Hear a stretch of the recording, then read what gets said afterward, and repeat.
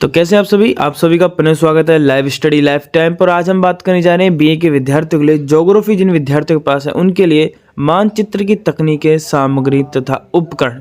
Unit second, unit first हम देख चुके हैं, अधिकतर विद्यार्थियों को पता होगा। यूनिट फर्स्ट के जो क्वेश्चन बन सकते थे आपके वो हमने देख लिए है फर्स्ट क्लास इसकी, और अगर वो आपने अटेंड नहीं किया अब तक तो फर्स्ट क्लास का लिंक मैं डिस्क्रिप्शन में दे दूंगा, वहाँ से आप देख सकते हैं।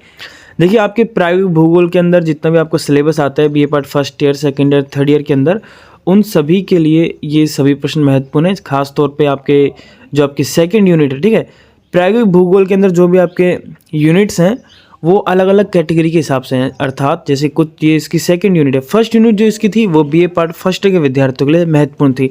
अब आ जाती है आपकी सेकंड यूनिट, मानचित्र की तकनीकें, सामग्री तथा उपकरण। ये यूनिट आपके BA first year, second year, third year तीनों ईयर के विद्यार्थियों के लिए महत्वपूर्ण है। तो साथ ही में जिन विद्यार्थियों के पास एमए में ज्योग्राफी है उनके लिए भी ये महत्वपूर्ण है। अब बात करते हैं ये प्रश्न आपको परीक्षा में कहाँ देखने को मिलेंगे। तो देखिए ये प्रश्न आपको एग्जामिनर जब आप आपकी ज्योग्राफी की फाइल की जब शीट जमा कराने जाएंगे तब भी आपसे टीचर पूछ सकता है। साथ ही में आपकी ज्योग्राफी का जो पेपर होगा प्रैक्टिकल का, उसके अंदर ये क्वेश्चन आपको देखने को मिलेंगे। साथ ही में ज्योग्राफी के प्रैक्टिकल करते समय ये प्रश्न आपको बहुत मददगार होंगे, क्योंकि इन सभी प्रश्नों के आधार पर आपकी ज्योग्राफी की फाइल बनती है, ज्योग्राफी की शीट बनती है। क्योंकि ये समझ लें ये आपकी बेसिक है। क्या है ये प्रश्न? बेसिक है, ज़्यादा बड़े प्रश्न नहीं है, छोटे छोटे से प्रश्न है।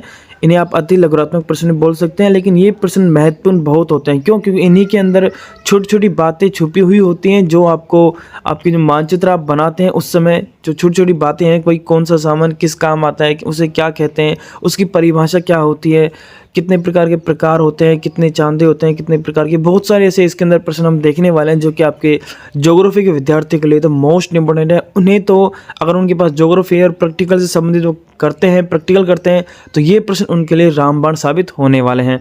चलिए शुरू करते हैं बिना किसी देरी के। शुरू करने से पहले अगर आप हमारे चैनल पर नए हैं, चैनल को सब्सक्राइब कर लें, वीडियो को शेयर करें और लाइक करें। तो चलिए पहला प्रश्न आता है हमारा, मानचित्र कला की तकनीकी के मुख्य भेद बताइए। ठीक है, यहाँ पर प्रश्न दोबारा पढ़ लीजिए, मानचित्र कला की तकनीकों के मुख्य भेद बताइए। तो देखिए उत्तर है इसका, मानचित्र की तकनीकों के 3 मुख्य भेद होते हैं। ठीक है, पहला आता है सर्वेक्षण की तकनीकें, जिसमें आपने अगर आप बीए पर थर्ड ईयर में या फिर सेकंड ईयर में हैं तो आप जानते होंगे सर्वेक्षण होते हैं, आपके सर्वेक्षण के चार्ट बनते हैं, शीट बनती है।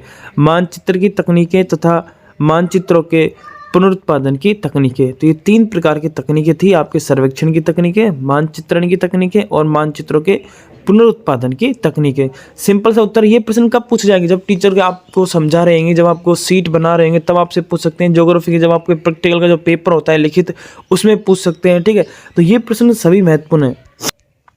चलिए अगला प्रश्न देखते हैं। अगला प्रश्न है हमारा, मानचित्र में प्रयुक्त तकनीकों को क्रम अनुसार बताएं। अब इसके अंदर पूछ रहा है कि मानचित्र के अंदर जो तकनीकें प्रयुक्त होती हैं उन्हें क्रम अनुसार बताएं। देखिए सबसे पहले उत्तर दे रहा है यहाँ पर, मापनी में प्रक्षेप का चयन, यानी कि जब मानचित्र बनाते हैं उसमें शुरुआत से लेकर एंड तक क्या क्या करना होता है। सबसे पहले मापनी, फिर प्रक्षेप का चयन, फिर मानचित्र संकलन, फिर मानचित्र संगठन, फिर अक्षर लेखन तथा आरेखन। ठीक है, इस प्रकार से क्रम वाई इनको सेट किया जाता है। अगर आपसे पूछे कि भाई किस प्रकार क्रमानुसार बताना है तो आपको वैसे बताएं, सबसे पहले मापनी, फिर प्रक्षेप का चयन, फिर मानचित्र आप किस प्रक्षेप से बना रहे हैं, फिर उसके बाद मानचित्र संकलन, फिर मानचित्र का संगठन, फिर अक्षर लेख यानी आपको लिखना है उसके ऊपर, फिर आपका आलेख। ठीक है, आरेखन। ठीक है, यह आपका मानचित्र में प्रयुक्त होने वाले तकनीकें हो गई क्रमानुसार। अगला प्रश्न देखिए, मापनी चुनते समय किन किन बातों को ध्यान में रखते हैं। ऐसे प्रश्न, अब ये प्रश्न आपको ये मतलब नहीं है कि हाँ भाई ये परीक्षा में पूछे जाएंगे, परीक्षा में तो पूछे जाएंगे ही, साथ ही में ये प्रश्न जब आप प्रैक्टिकल की सीट बनाएंगे उस समय आपको ये बहुत महत्वपूर्ण ध्यान देने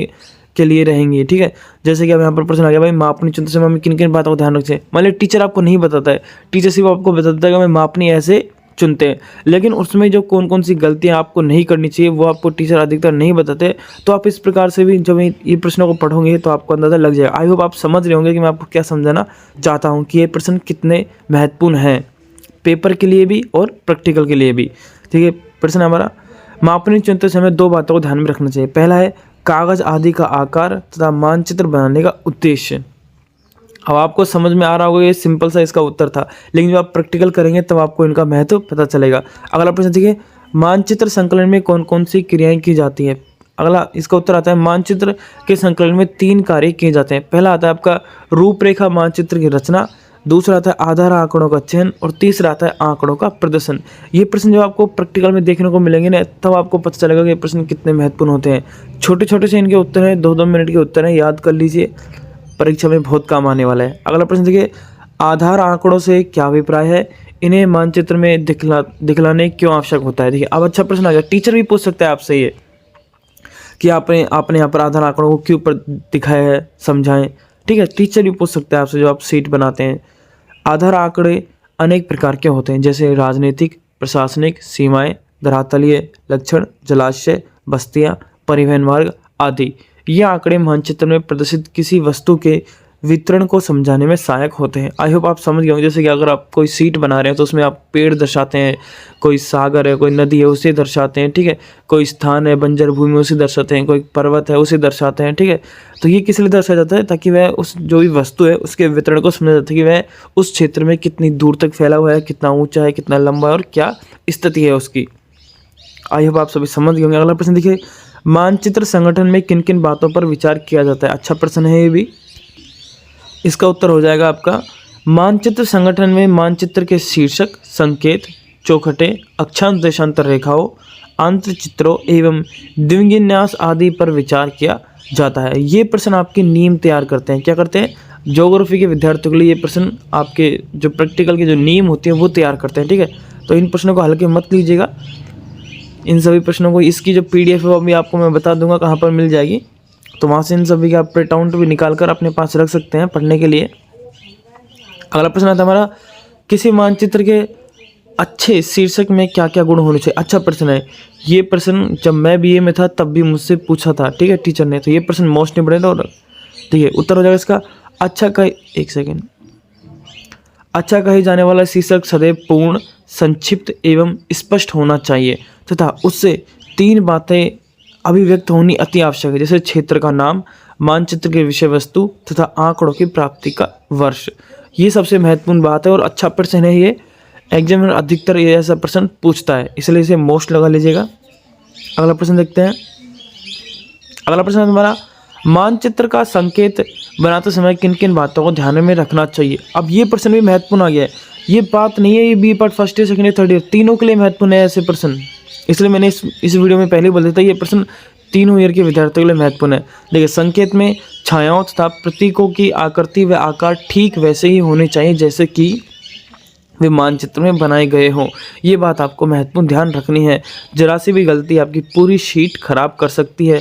1 mm का अंतर भी आपकी पूरी शीट को गलत कर सकता है, इसलिए इन बातों का आपको ध्यान रखना चाहिए। ठीक है, मानचित्र में अक्षर लिखने की क्या कौन कौन सी विधियाँ हैं, फिर क्या क्या विधियाँ हैं। तो देखिए, मानचित्र में अक्षर लिखने की 4 विधियाँ होती हैं, फ्री हैंड विधि, यांत्रिक विधि, लेवल विधि, वर्ग विधि। ठीक है, आई होप जब आप प्रैक्टिकल करेंगे तो इन सभी 4 विधियों को आप देख पाएंगे और तब आप इन्हें अच्छे से समझ भी पाएंगे। अगला प्रश्न देखिए, मानचित्र में नदियों तथा पर्वतों के नाम किस प्रकार लिखे जाते हैं।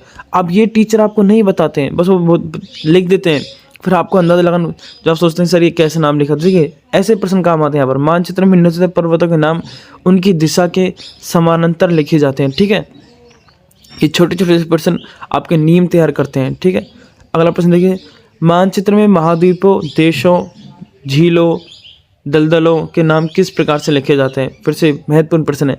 मानचित्र पर महाद्वीपों एवं देशों के नाम फैलाकर लिखे जाते हैं तथा द्वीप, झील व दलदल के नाम बिना फैलाए इन क्षेत्रों की सीमा के पूर्णतया बाहर अथवा पूर्णतया भीतर लिखे जाते हैं। ठीक है, जैसे कि अगर आपको भारत लिखना है तो आप लिखेंगे भारत, इस प्रकार से। ठीक है, कोई सागर है इतना बड़ा, कोई नदी है तो उसका नाम आप लिखेंगे, जैसे कोई भी चंबल नदी है तो चंबल, थोड़ा थोड़ा स्पेस देकर फैलाकर आपको नाम लिखना होता है अगर अधिक क्षेत्र में वो फैली हुई है तो।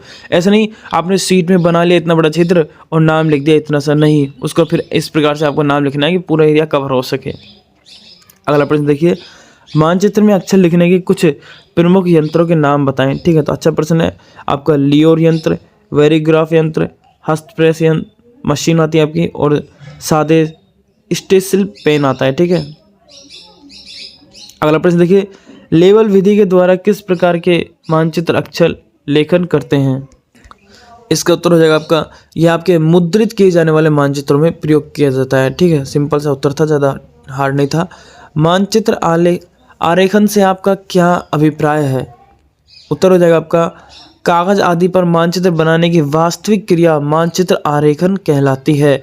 ये लाइन को घोट के पी जाओ तथा इस क्रिया को 2 चरणों में पूरी करते हैं। आपका पहला आता है पेंसिल आरेखन, दूसरा आता है आपका शाही आरेखन। ठीक है, जैसे ये मत रखो याद, लेकिन ये याद रख लो कि मानचित्र आरेखन से क्या अभिप्राय है। अगर सिंपल से पूछ रहे कि भाई आरेखन क्या होता है, टीचर पूछ रहे आरेखन क्या होता है, तो आप क्या जवाब देंगे? तो सिंपल सा उत्तर है कागज या फिर आदि पर मानचित्र बनाने की वास्तविक क्रिया मानचित्र आरेखन कहलाती है। सिंपल सी परिभाषा है। अगला प्रश्न देखिए, मानचित्र बनाने के लिए किस प्रकार का कागज चुनना चाहिए? मानचित्र बनाने के लिए चिकनी व संग्र सतह वाला ऐसा मजबूत कागज चुनना चाहिए जो तापमान व आर्द्रता के प्रभाव से मुक्त हो सके। जब आप बीए पार्ट थर्ड और सेकेंड ईयर में जब ज्योग्राफी की आप प्रैक्टिकल करेंगे उस टाइम आपसे सीट बनवाई जाएगी। तो मार्केट में बहुत सारे आपको 5 रुपये वाला, 10 रुपये वाला, 20 रुपये वाला सीट्स मिलती हैं। तो आपको 5 रुपये वाला कभी नहीं चुना है, क्योंकि वो बहुत पतला कागज़ होता है। इतना पतला होता है कि आप उसको जब आप फोल्ड करके रखोगे ना तो वो ख़राब हो जाएगा 1 महीने के अंदर अंदर ही। तो आपको अच्छा सा कागज़ चुना है, ठीक है, अच्छी सीट चुनी है। 10 रुपये कम से कम 20 रुपये वाला आपको पेपर लेना है, ठीक है, प्रैक्टिकल चार्ट जो आता है आपका। अगला प्रश्न देखिए, अनुरेखण मेज के आंतरिक भाग को सफ़ेद क्यों रंग देते हैं? जिससे परावर्तन द्वारा अधिक प्रकाश प्राप्त हो सके। सिंपल सा उत्तर था। सेट स्क्वायर कितने प्रकार के होते हैं? देखिए सेट स्क्वायर 2 प्रकार के होते हैं, साधारण सेट स्क्वायर और समंजनीय सेट स्क्वायर। सेट स्क्वायर को आपको चलाना आना चाहिए। सेट स्क्वायर ज्योग्राफी के विद्यार्थियों के लिए बहुत महत्वपूर्ण होता है, ठीक है। ITI के विद्यार्थी भी सेट स्क्वायर को चलाते हैं, ITI के विद्यार्थी भी। अगला प्रश्न देखिए, समांतर रेखक कितने प्रकार के होते हैं तथा इनका उपयोग लिखिए। देखिए समांतर रेखक 2 प्रकार के होते हैं, छड़ समांतर रेखक, पीतल समांतर रेखक। इस यंत्र की सहायता से समानांतर रेखाएं खींची जाती है। सिंपल सी बात ये तो आपको पता होनी चाहिए, ठीक है। अगर ये प्रश्न इस प्रकार नहीं पूछे तो इस प्रकार पूछ सकता है कि समानांतर रेखा खींचने के लिए कौन कौन से विधि है, कौन कौन से उपकरण हैं, तो आपको बताना है छड़ समानांतर रेखक और पीतल समानांतर रेखक। अगला प्रश्न देखिए, चांदे कितने प्रकार के होते हैं? हाँ, ज्योग्राफी के विद्यार्थियों को इतना तो पता ही होना चाहिए, वृत्ताकार, अर्धवृत्ताकार तथा आयताकार, ठीक है। आई होप आप सभी ने वृत्ताकार देख रखा है, अर्धवृत्ताकार देख रखा है, लेकिन बहुत कम विद्यार्थियों हैं जिन्होंने आयताकार चांदा देख रखा है। इसके ऊपर कभी डिटेल से वीडियो लेकर आएंगे, फिर आपको समझाएंगे। कुछ मुख्य प्रकार के आरेखन पेनों को बताएं या फिर उनके नाम बताएं। अच्छा प्रश्न है और ज्योग्राफी के विद्यार्थियों को पता होना चाहिए कितने कितने प्रकार के ऐसे पेन होते हैं आरेखन वाले। तो आपके लाइन निक पेन होता है, रोड पेन होता है, बॉर्डर लाइन पेन होता है, कंटूर पेन होता है, डोटिंग पेन होता है और सॉइल निप पेन होता है, ठीक है। ये कुछ प्रकार के पेन है। इनमें से अगर 3-4 जैसे रोड पिन, एक आपका कंटूर पिन, एक डोटेड पिन, एक सॉइल पिन, एक आध पिन नाम आपको याद होने अति आवश्यक है। प्रकार कितने प्रकार के होते हैं, ठीक है, प्रकार कितने प्रकार के होते हैं। देखिए प्रकार कई प्रकार के होते हैं, जैसे कि पेंसिल कंपास, इंक कंपास, बिम कंपास व रोटेटिंग कंपास, ठीक है। तो अधिकतर आपने पेंसिल कंपास तो देखा ही होगा, ITI के विद्यार्थी और 10th और 12th में भी आपने इस प्रकार का यूज तो किया होगा, ठीक है। इंक कंपास और बिम कंपास और तथा रोटेटिंग कंपास भी अधिकतर विद्यार्थियों ने देख लिया होगा। अगला प्रश्न देखिए, मानचित्र के लिए किन किन वस्तुओं की आवश्यकता होती है? देखिए मानचित्र के लिए 2 प्रकार की वस्तुओं की आवश्यकता होती है, ठीक है। पहला है आपका मानचित्र की सामग्री जैसे कागज आदि, कोई समतल जगह, पेंसिल, रबड़, स्याही, अभाय एवं जल रंग।